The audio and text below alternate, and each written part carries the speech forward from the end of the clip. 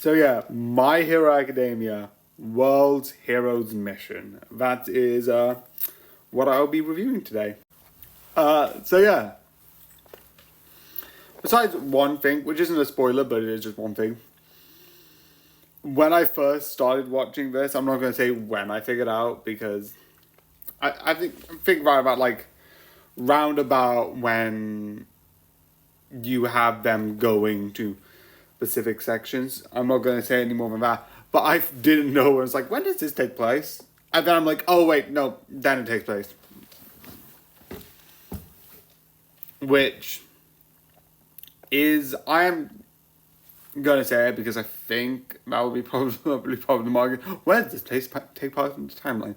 Because currently, this got released on Netflix, and currently we're on season 6, which this doesn't take place. This takes place sort of during what season 5 would be, and like the sort of like hero work courses where you get like the 3 main ones working with the top one as that sort of thing. That's sort of roughly when this takes place. But besides the point, this is awesome. The action is cool. This guy's powers is one of the most insane. And when I saw him, I'm like, oh, what would this power be? And yeah, I also love a lot of the characters and a lot of the questions.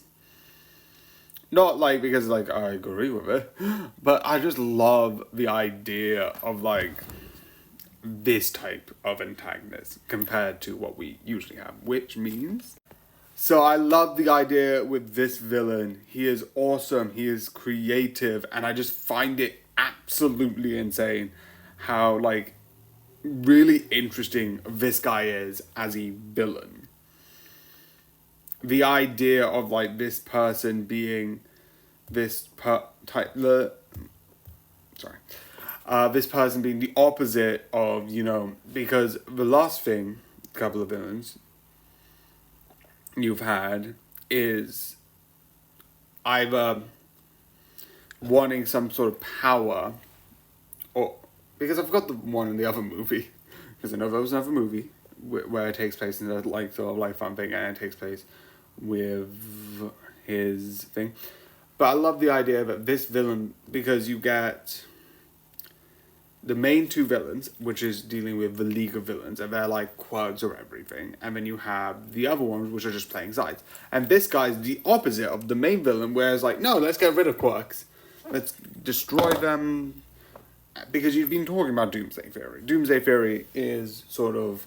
And I don't know if it's going to play a bigger role soon, maybe? Because like they keep bringing up Doomsday Theory, and this movie's all about Doomsday Theory. So I feel like that may play a bigger part in like the series, and like they might bring up the idea of like the Doomsday Theory might not be completely correct, but have some merits to it. I don't know. But overall, I definitely think this is absolutely really interesting. So yeah, I absolutely 100% recommend to watch this. So yeah, I hope you enjoyed, and good night.